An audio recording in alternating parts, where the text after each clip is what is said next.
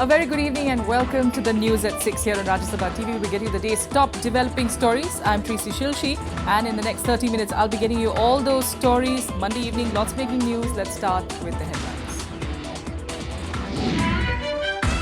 After reportedly issuing gag orders to his party leaders on breaking up controversies, BJP President Amit Shah claims state governments are to blame for incidents in UP's Dadri and Karnataka.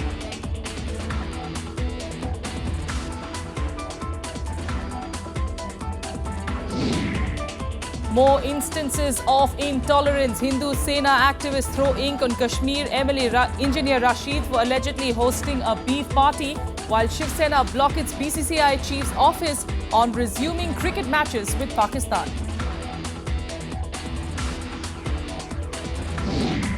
Rail services halted, road traffic suspended on the Jammu and Kashmir highway after clashes break out over the death of a truck driver in a mob attack.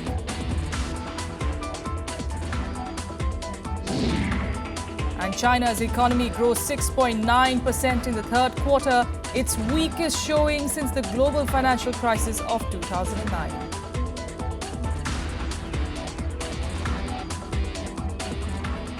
Our top story this evening, BJP President Amit Shah has denied any communal tension in states ruled by the party. Despite clashes in Jammu and Kashmir, Shah chose to highlight the Dadri lynching incident and writer Kalburgi's murder to shift the blame on particular state governments. He also took on the Nitish Kumar-led Grand Alliance in Bihar for harping on controversial issues like beef and reservation. Facing sustained attack from opposition on recent spat of intolerance across the country, BJP President Amit Shah addressed the press on Monday to clarify his party's stand. The clarifications came a day after he summoned 5 BJP leaders, including Haryana Chief Minister Manohar Lal Khattar, to reportedly reprimand them from their controversial remarks on incidents like Dadri lynching and Kalburgi murder. However, on Monday, he alleged deliberate attempt by opposition to malign the party for its political agenda. He also claimed that BJP-ruled states have not suffered from such incidents recently. Bharatiya Janata party वर्तमान आरक्षण व्यवस्था की समर्थक है। इसमें किसी भी प्रकार के बदलाव का समर्थन नहीं करती है। संविधान ने दलित, आदिवासी और पिछड़े अति पिछड़ों को जो अधिकार दिया है, उसको अक्षुण्ण रखने के लिए भारतीय जनता पार्टी कटिबद्ध है। He also took on journalists who repeatedly asked him questions over RSS chief Mohan Bhagwat's comments and recent rows over Dadri lynching and beef ban. He also clarified on questions raised by Bhagwat on caste reservation. He accused Nitish Kumar and Lalu Prasad of trying to turn Bihar polls into a battle between backward caste and upper caste. जो वहां का दादरी का वातावरण विषाक्त किया है, उसके लिए बजरंग दल, विश्व हिंदू परिषद समेत दर्जनों संगठन जिम्मेदार हैं. However, opposition parties criticized Shah's clarification. They also claimed that sensing defeat in Bihar polls, the party is in desperate mood to restore its image. जब वो जंगल राज की बात करते हैं ना, तो पिछड़े दलितों को अपमान का बोध होता है, गरीबों को अपमान का बोध होता है।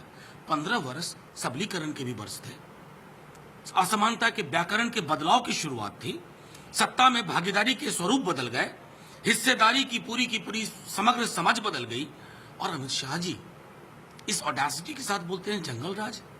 वो हार का दायरा और बढ़ा रहे हैं ये कह करके। Meanwhile, RSS claimed that Mohan Bhagwat's remark on reservation was distorted by critics to create confusion about the organization's view on the issue. The organization said that the issue should not be politicized. Bureau Report, Rajya Sabha TV. Meanwhile, in Mumbai, 10 people were arrested today for Shiv Sena's protests at the BCCI office just before board chief Shashank Manohar was to meet with his Pakistani counterpart Shahryar Khan. The protest comes days after the party stopped Ghulam Ali's concerts and tried to disrupt former Pakistani Foreign Minister Khurshid Mahmood Kasuri's book launch. Here are the details. Shiv Sena's protests against hosting Pakistani nationals continued on Monday. This time, Pak Cricket Board Chief Shahryar Khan was its target.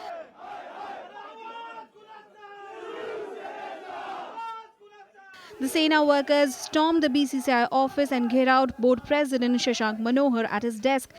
Holding posters and shouting slogans, they protested against any proposed India-Pakistan cricket series.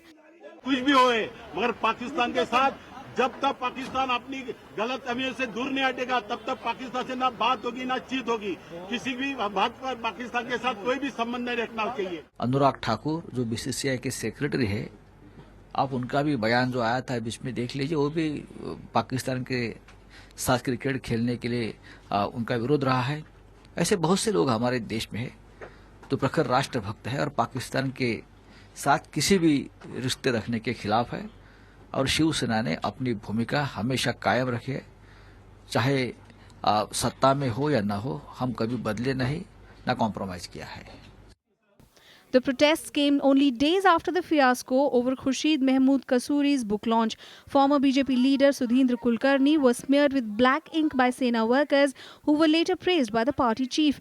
Sena had earlier forced cancellation of Pak singer Ghulam Ali's concerts. The party drew flag as police arrested 10 Sena workers for the protests on Monday.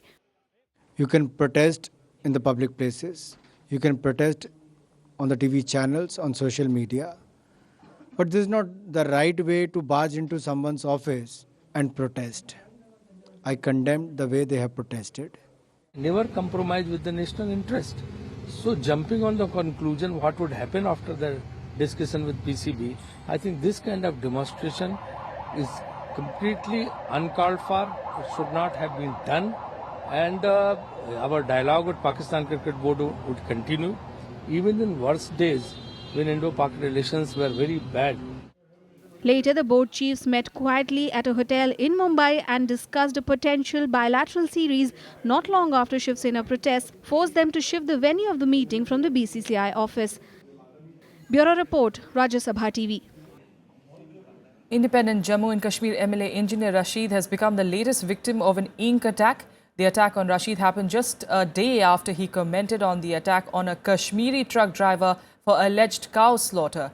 Rashid was accompanied by the family of the truck driver when 3 men threw black ink on him when he was in the capital. 2 people were detained for the attack and they claimed that they were angry with the MLA for organizing a beef party in Srinagar on the 7th of October. The men claim that they have no political affiliations. Earlier this month, the independent lawmaker was also thrashed by a BJP MLA inside the Jammu and Kashmir Assembly for the same reason. Meanwhile, the trucker succumbed to his injuries at a Delhi hospital on Sunday, prompting calls for a shutdown by separatists. The shutdown today was marked by protests and clashes between protesters and security forces. A shutdown call, clashes between protesters and security forces, and curfew-like restrictions in some areas. The week started on this note for residents in many areas of Jammu and Kashmir after a shutdown call by separatists turned into a violent protest. The shutdown call was given over the attack on a trucker last week. The trucker who succumbed at a hospital in Delhi on Sunday was laid to rest amid tight security. Curfew-like restrictions have been imposed in 8 police station areas and several separatist leaders put under house arrest. Rail and road traffic has also been affected. Rail services have been halted in the Kashmir belt, while traffic on the Srinagar-Jammu National Highway is also disrupted. कुछ downtown में curfew भी लगाया है, माइसुमा भी है, critical condition है, अभी हालत खराब हो चुकी है। और मैं अपील करना चाहता हूँ सब भाइयों बहनों से कि जो भी हिंदू भाई हो, मुसलमान भाई हो, अमन से रहे, क्योंकि पीस हमारे लिए सबसे जरूरी है। इस पर्टिकुलर इस कश्मीर के लिए, डेवलपमेंट के लिए पीस सबसे जरूरी है। Seeing the tense situation, the state cabinet has passed a resolution condemning the October 9th petrol bomb attack. The resolution also lauds the people of the state for maintaining peace and calm. An ex gratia amount of 5 lakh rupees and a government job to the next of the kin of the deceased youth has also been announced. Bureau Report, Rajya Sabha TV. Well, for more on this and all the developments that we are seeing across different states, TK Rajalakshmi, who's the deputy editor of Frontline, joining us, in fact, on the phone line. Rajalakshmi, just first starting with, of course, what we are seeing as a statement coming in from Amit Shah, very conveniently blaming the particular state governments, at least when it comes to Dadri and the Kalburgi murder case, blaming the particular government, saying that it's the law and order situation that needs to be blamed in that case. Yeah, see, to an extent, well, technically, if you see, yes, it is, a law and order problem pertaining to that particular state government. But however, as I have spoken on this channel, earlier also, that the the general, build up to these incidents is not something specific to the law and order situation of a specific state. The overall, build up in the country on certain issues to do with cow protection and the changes in the laws to deal with cow slaughter, etc. have somehow sort of vitiated the entire atmosphere in the country and has created certain perceptions about certain sections in society today. And those perceptions are definitely biased kind of perceptions, and those biased perceptions, they translate into forms of violent action. That is what we are seeing in some of the states today. So states which have not had a history of such lynch mob tendencies. So it is clearly it can't be without the backdrop, without the build up, without the creation of an atmosphere where certain biases are created against certain sections of society. Absolutely. I mean, certainly there's something in the air that's giving such fringe elements, such fringe groups, the liberty to carry out the kind of action that they want to do. But apart from that, also speaking about, Amit Shah speaking to those particular MLAs, those particular leaders of his party who had, of course, come out with some ridiculous statements. In some way, the BJP, of course, knowing that it's caught on the back foot, are they feeling the pressure really at this point? They are, to an extent they are. But at the same time, it also depends, on what form of action is taken against those people, elected representatives in several cases, for making those kind of statements. If it is a form of a reprimand, clearly it's not going to have so much of an impact, because these kind of reprimands have happened in the past also, and we find the same people, and in fact more people, resorting to incendiary statements, and then it has some kind of a cascading effect. And then you have community leaders, from other sections also, who make similar statements.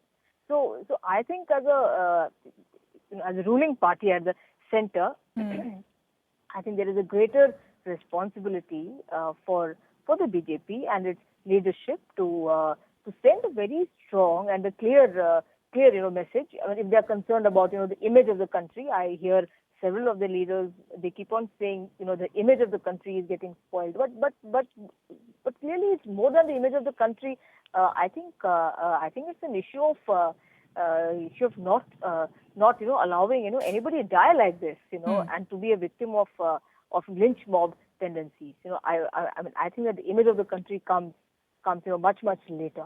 That's right, because Dadri and Kalburgi may be, of course, two incidents where your so-called government is not in place in that particular state. But the recent incident that we saw of the truck driver in Jammu, and also the incident that we are seeing of the Shiv Sena, the way it's going on in Mumbai against anybody who is Pakistani arriving in the state, the government, of course, answerable at least to that at least.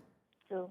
No, absolutely, because on the one hand, the BJP can definitely say that that our governments are not here in power. Of course, barring Jammu and Kashmir, but again Himachal, we had an incident in Himachal where almost 4 to 5 people were set upon. In fact it reminded me of an incident that happened in 2002 in Jhajjar district, where 5 Dalits were lynched to death. They were all skin traders. I mean, of course, some of them were skin traders, but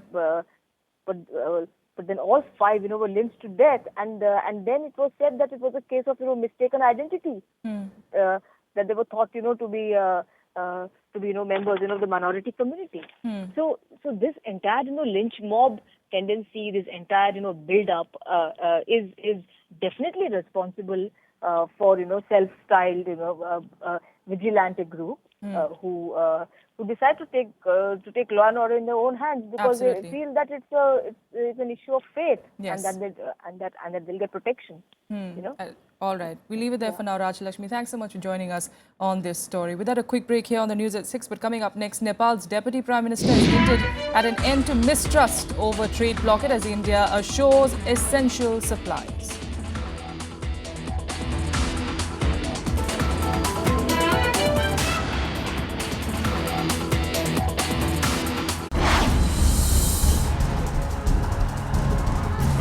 The poll juggernaut rolls out in Bihar. Modi's NDA takes on Nitish's Grand Alliance. Who will win this most important election battle since 2014? Watch Verdict 2015, Monday through Saturday on Rajya Sabha television.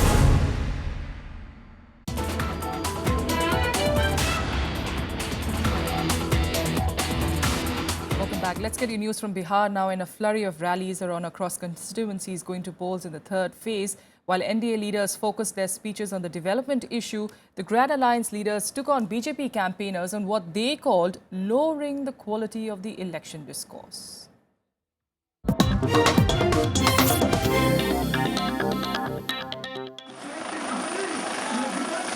A confident BJP President Amit Shah on Monday addressed an election rally in Simri constituency in Buxar district. He trained his guns at the Grand Alliance, alleging that a potential Nitish Kumar government would always be remote controlled by Lalu Prasad Yadav. Nitish ji विकास का दम भरते हैं, विकास की बात करते हैं, उनके एक कंधे पर लालू प्रसाद यादव है, उसका जंगल राज है, और दूसरे कंधे पर कांग्रेस का 12 लाख करोड़ रुपयों का भ्रष्टाचार है।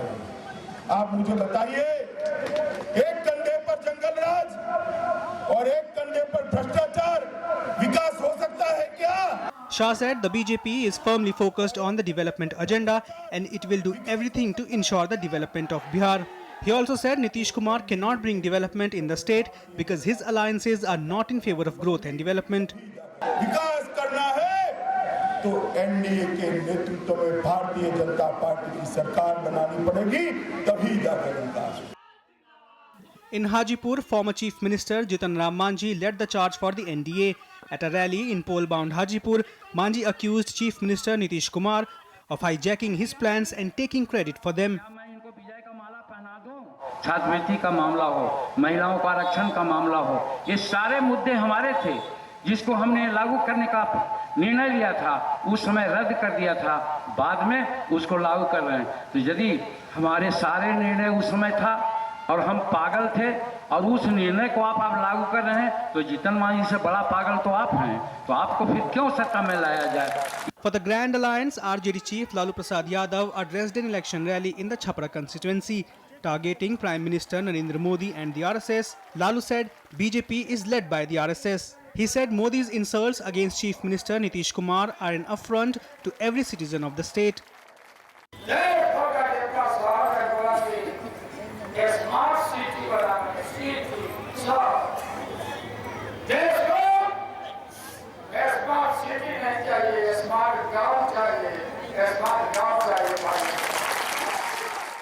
Voting has concluded for two phases in the Bihar 5-phase elections.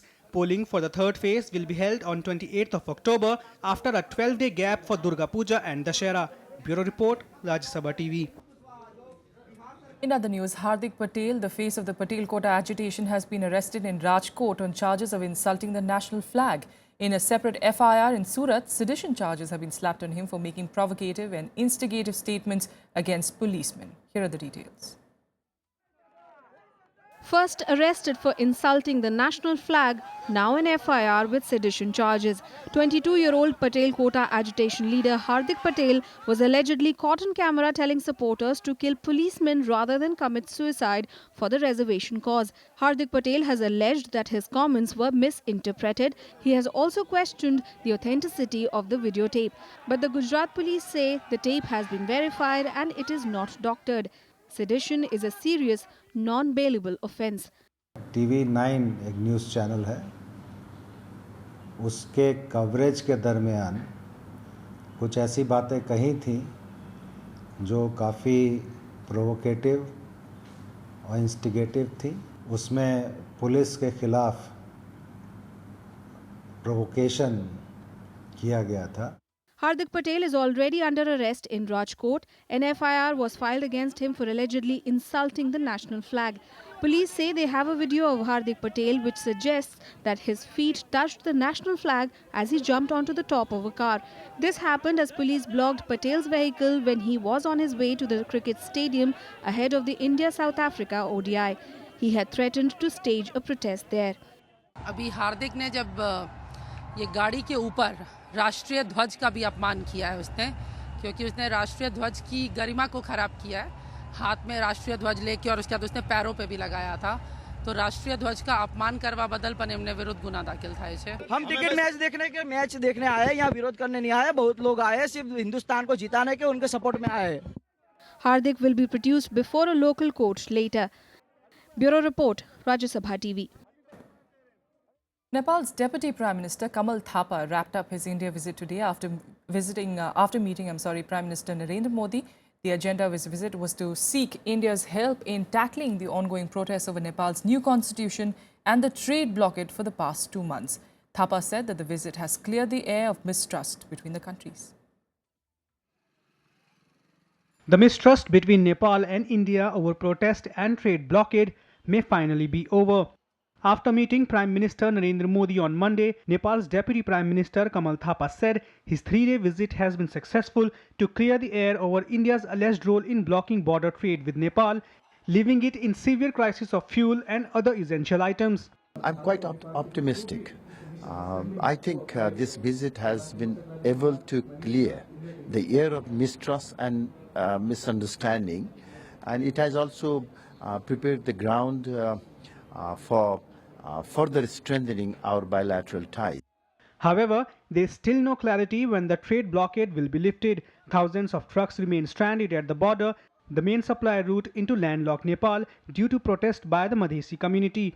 On Saturday, External Affairs Minister Sushma Swaraj had assured an alternative route to send in supply. Requested them for the smooth flow of fuel and resume the supply line in a normal way. The leaders and the officials have assured us that India will not obstruct and India will help in maintaining the smooth flow of supply lines. Earlier, political parties in Nepal had blamed India of blocking out border trade. India had denied the allegation, claiming trucks were stopped due to concerns over protest in which over 40 people had died. Nepal had also moved UN to seek international help to ensure supply of essential goods like fuel. Bureau Report, Rajya Sabha TV. China's economy grew by 6.9% in the third quarter. This was its weakest showing since the global financial crisis. It has stepped up pressure on policymakers to cut interest rates further and roll out other support measures to avert a sharper slowdown. The year-on-year growth rate is also below the government's 7% target. It was also its lowest rate since the first quarter of 2009, when growth tumbled to 6.2%. However, with improved factory output and retail spending, has raised hopes that the economy would maintain stable growth in the future.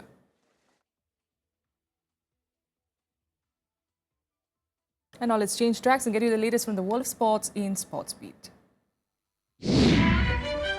The BCCI Selection Committee announced the team for the remaining 2 ODIs and the upcoming Test series against South Africa today. All-rounder Ravindra Jadeja will make a comeback in the Test squad after a gap of nearly 14 months. The selector has also replaced Umesh Yadav after fast bowler Srinath Arvind for the ODI series.